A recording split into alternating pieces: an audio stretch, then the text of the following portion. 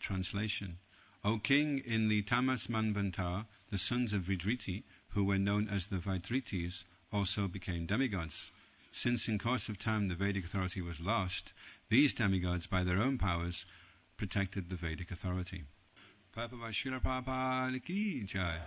In the Tamas Manvantar were two kinds of demigods, and one of them was known as the Vaidritis. The duty of the demigods is to protect the authority of the Vedas. The word Devata refers to one who carries the authority of the Vedas, whereas Rakshasas are those who defy the Vedic authority. If the authority of the Vedas is lost, the entire universe becomes chaotic. Therefore, it is the duty of the demigods, as well as kings and aides of governments, to give full protection to the Vedic authority. Otherwise, human society will be in a chaotic condition in which there cannot be peace or prosperity.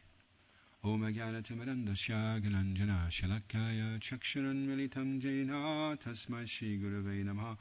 Jai Shri Krishna Chaitanya Prabhu Nityananda Shri Advaita Gadadha Shri Vas Adi Gaura Bhaktarinda. Hare Krishna Krishna Krishna Hare Hare, Hare Rama Rama Rama Hare Hare. So Prabhupada says in the purport, it is the duty of demigods and kings to give full protection to Vedic authority. So what that immediately implies is that the kings are following Vedic authority. Otherwise they can't protect what they're not following themselves. So protection in this sense would mean that they're following very nicely and setting an example so that the public can follow in their footsteps. Yad yad acharati shreshtas. So Prabhupada says in the third canto of the Srimad Bhagavatam, in this age, it is very difficult to find such a head of state who is expert in killing the undesirables. Modern heads of state sit very nicely in their palaces and try without reason to kill innocent persons. So this is what we have now. We don't have people leading society following Vedic authority, and because it's at the very best Vaishyas, but generally Shudras that are leading, then there's all chaos in society. And Shudras are cowards. When there's a war, then the Shudras don't go to war. The Shudras hide and let everybody else go instead. So the heads of state are Shudras, maybe good businessmen at best. So when they declare war, everybody else. Whereas in the Vedic system, then the king would head up.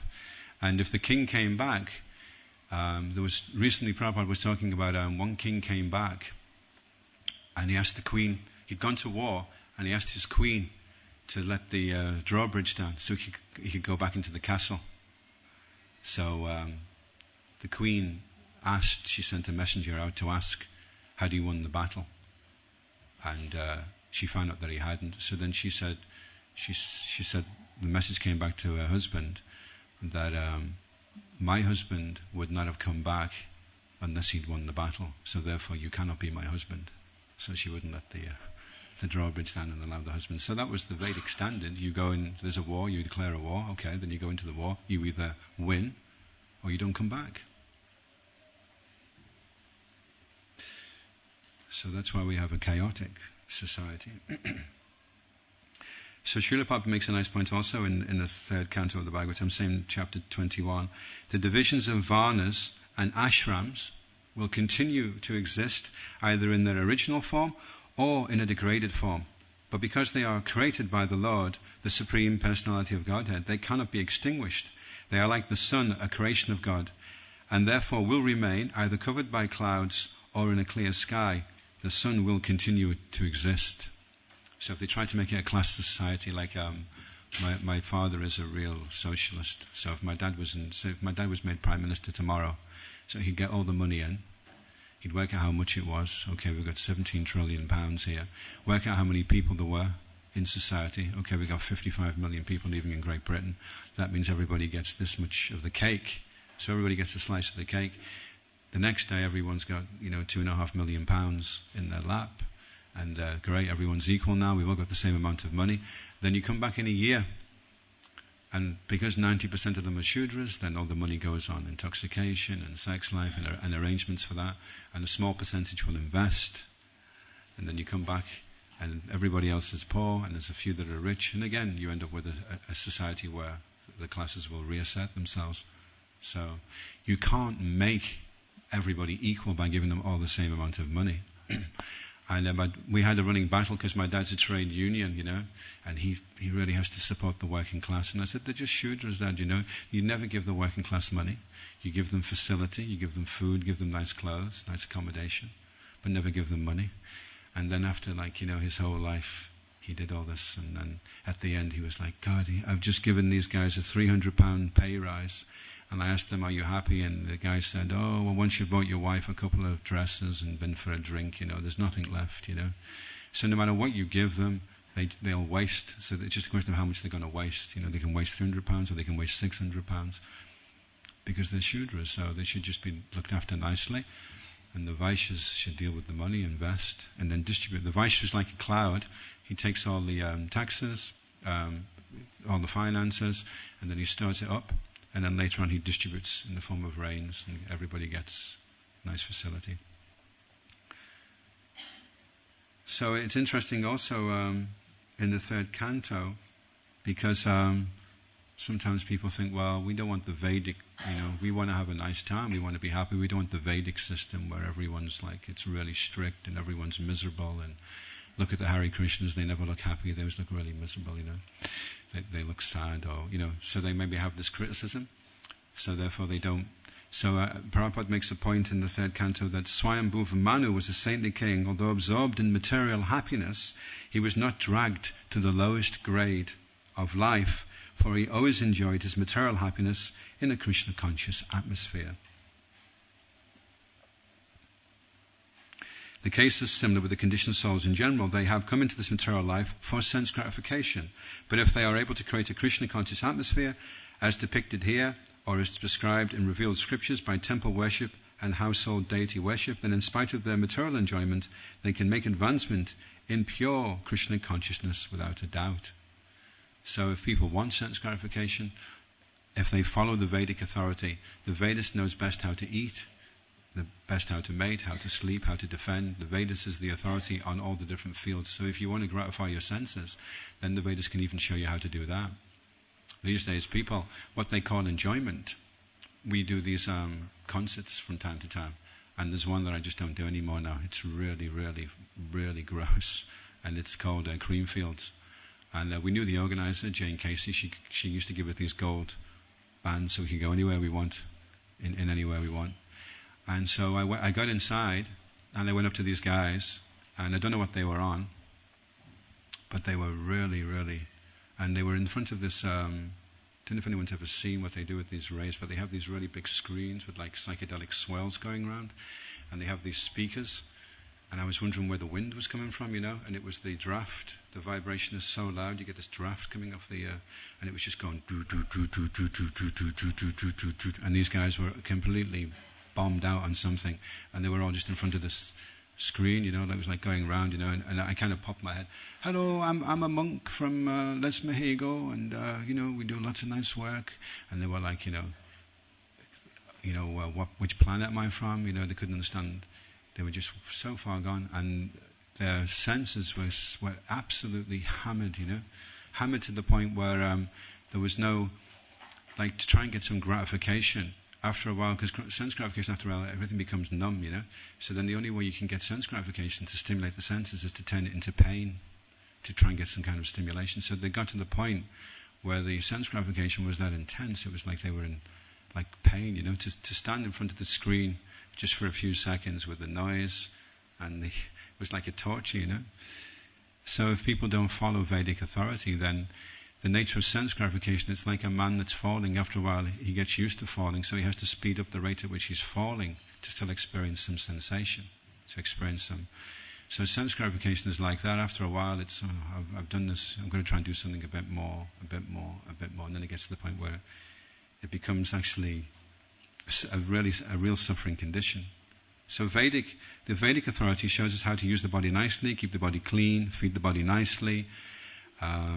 Okay, you want to enjoy yourself. This is the way to do it, in such a way that you don't harm others, you don't harm yourself, and then progressively over a period of time you can come to the realization that there's more to life than just enjoying, and over a period of time. So it's interesting to note what is going wrong, because today's society isn't following Vedic authority, less and less now. It's interesting in Britain. Britain prided itself a couple of 100 years ago. A lady did not show her ankle in public in the Victorian times. The standard was so high, the morals were so high. Confirmed. And then the pendulum swings the other way, and now Great Britain is the highest for sexually transmitted diseases, underage pregnancies, single-parent mothers, and child abuse. 1 child in 4 is abused in the UK in one way or another. So it's swung. It's gone from so moral, and now people want to reject. Oh, don't talk to me about God. Don't talk to me about rules. Don't talk to me about restrictions. I'm just going to enjoy myself and to hell with it. So in America, the biggest cause. Does anyone know what the biggest cause of accidental death in America is? Just on this point, just to highlight how society has gone off the rails. The highest suicide. Well, that would be. Shri Radha Kukunalanda Ki Jai, Sitaram Lakshman Hanuman Ki Jai, Shri Gonitai Ki Jai. Accidental, because with suicide you do it, don't you? Generally, unless you didn't really mean to do it. No accidental. This is for human being. The highest cause of accidental death in America. I'll give you a clue. When they lay out the cutlery, because I heard this comment, and they lay out a long fork along with the cutlery. In the posh restaurants, there's a long fork, and there's a reason why there's a long fork laid out with the cutlery, and that's a hint as to the cause of the. Yeah, people choke on meat, because what it is, they're so so lusty, they don't even chew it, and then they swallow it down to get the next. And then the guy has to open the mouth and put this fork down. That's in the conversation, isn't it, with Srila Prabhupada? They're telling Srila Prabhupada that. Highest cause. So that would be an indication. If you were the king of the country and the statistics came in that year, oh, by the way, king, did you know the highest cause of accidental death this year was choking on meat? Then the king could maybe click, well, I think we're going off the rails here, this is a sign that we really need to get back on track and start reading Srila Prabhupada's books, So another indication of how society has gone off the rails, they did a test, this was in the BTG a few years ago, on people watching television.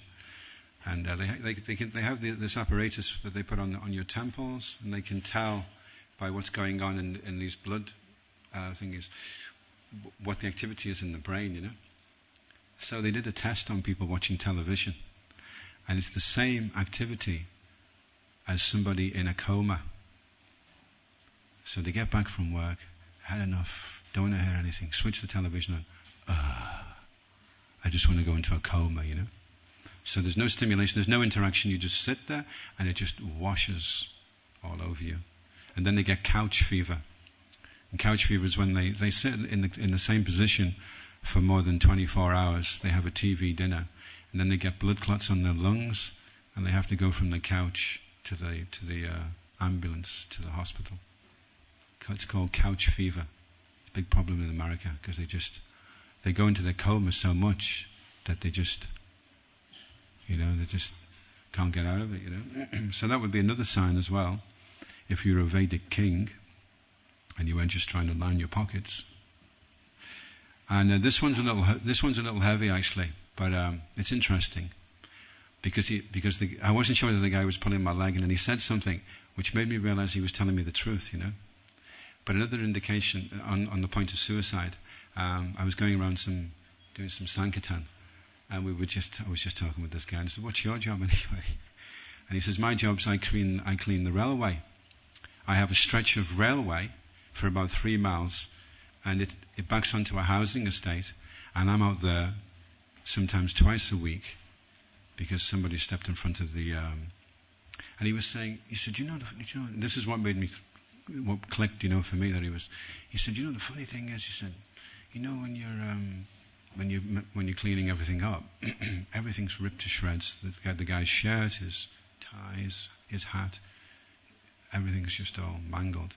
He said, but there's one item of clothing which is completely in pristine condition, and that's the guy's shoes. He says, even if he's got really laced up boots on, because the train hits them that hard, just knocks them clean out of his boots. And you find the boots there fine, everything else is... So that's like once, twice a week on the back of a housing estate. So that again would be a sign that maybe, whatever system they're using to enjoy themselves is obviously not really working, And to follow like Swayambhuva Manu, and okay, so you want to enjoy, so enjoy like a demigod, observe the rules, show respect to the living entities, observe some kind of authority in your life, and then you can make progress. Then you can actually be happy. So in the 7th canto, it explains that the duty of a leader, it explains to take charge of someone, therefore, either as a father, a mother, a spiritual master, a relative, or a husband, one must accept the responsibility to give his ward freedom from the fearful situation of material existence. So that's the real criterion for somebody running as, like a little while ago in Italy, they had one devotee running for, is it Prime Minister? Do they have Prime Ministers in Italy? Yeah, Prime Minister. And his manifesto was, well, I don't have illicit sex, I don't take intoxication, I don't eat meat, I don't gamble, I'm a nice guy, I've got good qualities, and on that basis. So actually that should be the real criterion. But that's why Srila Prabhupada said he didn't like democracy, because democracy is demon crazy. If 99% of the society is demoniac, then why are they going to vote for somebody that's going to restrain them in these areas, But the person who's in charge, whether he likes it or not, he gets a fifth, is it? A fifth of the karma? A fifth of the karma of the people that he's ruling. So, if he wants to take up the post, and he doesn't want to do the job properly, then he's really going to get a reaction for doing that, 10 million people's karma on top of what he's doing as well, It's a lot of karma, isn't it? So that's why it's so important that we distribute Srila Prabhupada's books, because we're in the darkest of ignorance right now. People really do not know. They know there's something wrong, but they're not quite sure what it is. And Srila Bhaktisiddhanta calls it a society of dupes. Dupes.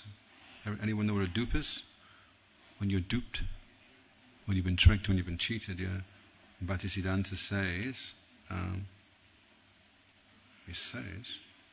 these dupes, is it dupes or dupes? Dupes.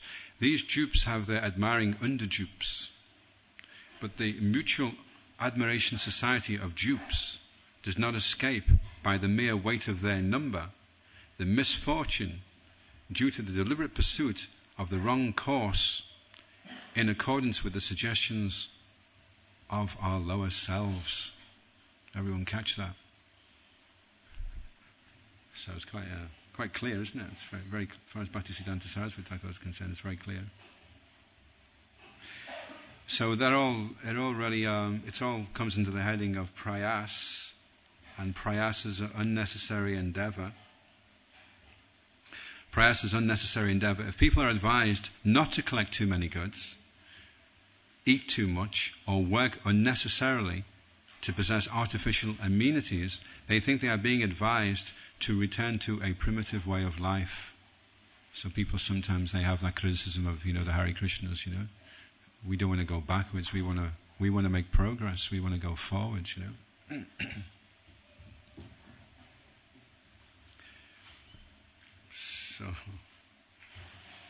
So if our endeavor, prayas, is not to inquire about the absolute truth, we will simply increase our endeavor to satisfy our artificial needs.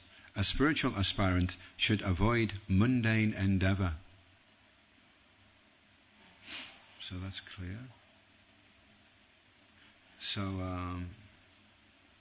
actually, from a philosophical point of view, the soul is different from matter.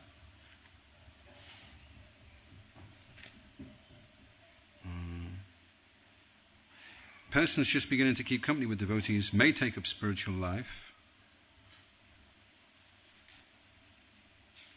Sorry.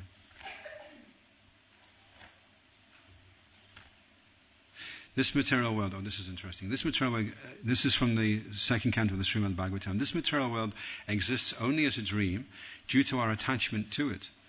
Otherwise, the living soul is always different from the material nature.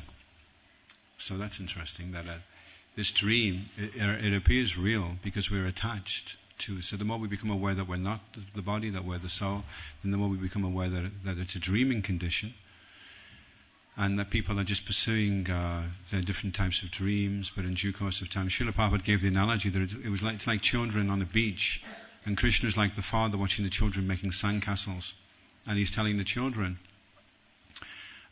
stop playing around, come, and the children say, no, we want to play, and so he says, okay, but he can see what's coming. Eventually the tide is going to come in and smash the castle, and the children are going to start crying, and then they'll come back to Krishna. So Krishna's waiting for the living entity to realize that all his plans will be smashed by the sea of time in due course, and then they come to the realization, every soul will come to the realization in due course that this is a waste of time, it's a useless endeavor, let me go back now to where I belong.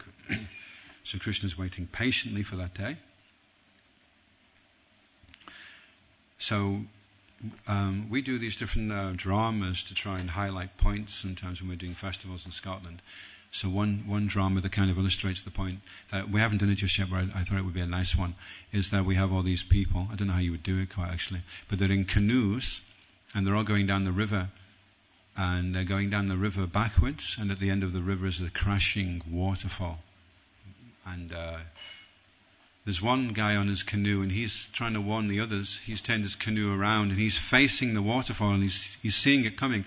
And the other people, some of them are decorating the inside of the canoe. One guy's got the television on, and he's like, and the guy in the canoe is saying, "Hey, there's a waterfall coming in about 3 kilometers. It's massive. There's huge rocks. It's like, hundreds of feet down. It's like Niagara Falls. Get ready." And then the people in the canoe are saying, "Do you mind? You're disturbing. I'm trying to watch the television here. Do you think you can, wait till the program's finished at least?" And someone else, I'm trying to decorate this canoe here. Can you leave me too? It's murder trying to get the wallpaper in the side of here. And they're all really absorbed in their situations and trying to enjoy themselves and trying to make it a permanent situation. And it's getting closer and closer. Now, they could argue, well, everyone's going to go over it anyway. You're going to go over it just the same as I am. But if you had a choice, if you were going down a river in a canoe and you had a choice, you could face the waterfall or you could go over it backwards unprepared.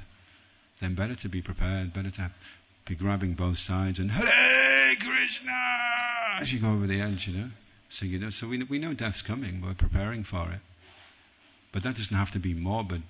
But it's really morbid if you want to turn your back against it. I mean, that's so morbid, that's like so irresponsible. I'm not going to pay attention to the situation. I just want to be happy now, and I don't want anything to interfere with that. Then it will just make the experience all the more traumatic when they do go over.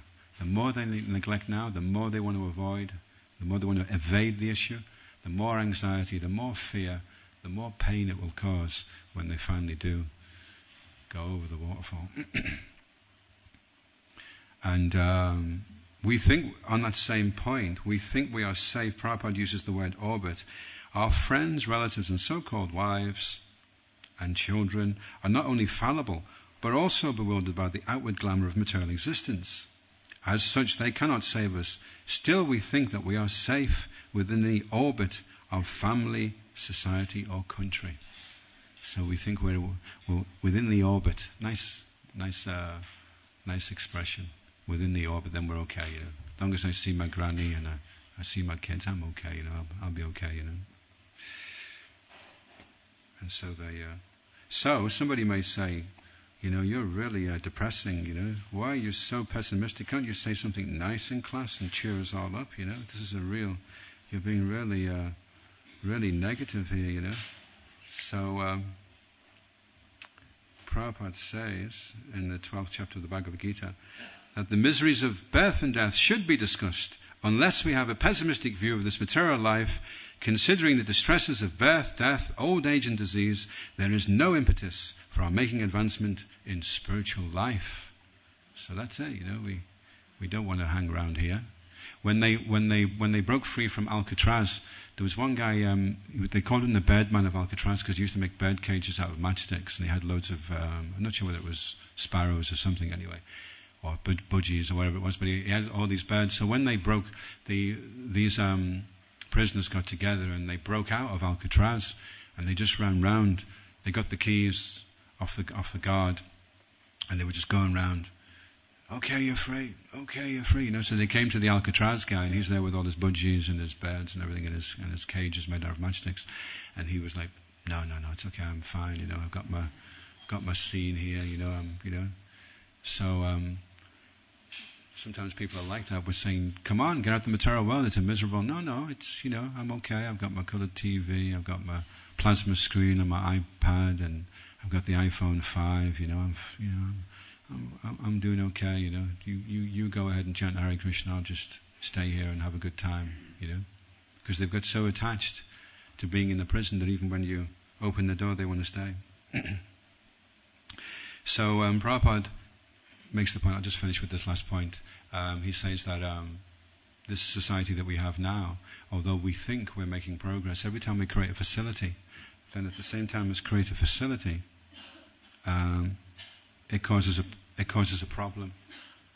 And does anyone know the example that Prabhupada gives of how we create a facility, and how the facility, it's like one step forward and then 2 steps back. You create the facility, and then it causes even more problem than before the facility. Anyone know? There's an example that Prabhupada uses. Kind of, breakneck speed. He says, okay, they make the car, and then everybody gets killed. There's 50,000 people a year get killed in the UK on the roads. So, and that didn't happen with horse and car. It's hard to get knocked over by a horse and car. You see it coming a mile off. It's only going about, you don't really get caught off guard with a horse and cart. It's interesting as well, we talk about advancement, but they say that 200 years ago the average way to work was by walking, and it took a person an hour to get to work. And then 100 years after that, people were using horse and cart. And the average place to work was about 15 miles away, but it still took them an hour to get into work. And now they have a car that goes 70 miles an hour, but they all work about 30 miles away, and it still takes them an hour to get to work. So they're not really getting anywhere, They've got the car, but it still takes an hour to, 200 years ago I was walking, I got there in an hour anyway. So it's like they can't escape. If that's your karma, if that's what you're due, then that's what you get. No matter how much you try and tweak the material energy, it's still your karma. So, okay, I'll finish there. Does anybody have any questions or comments to make?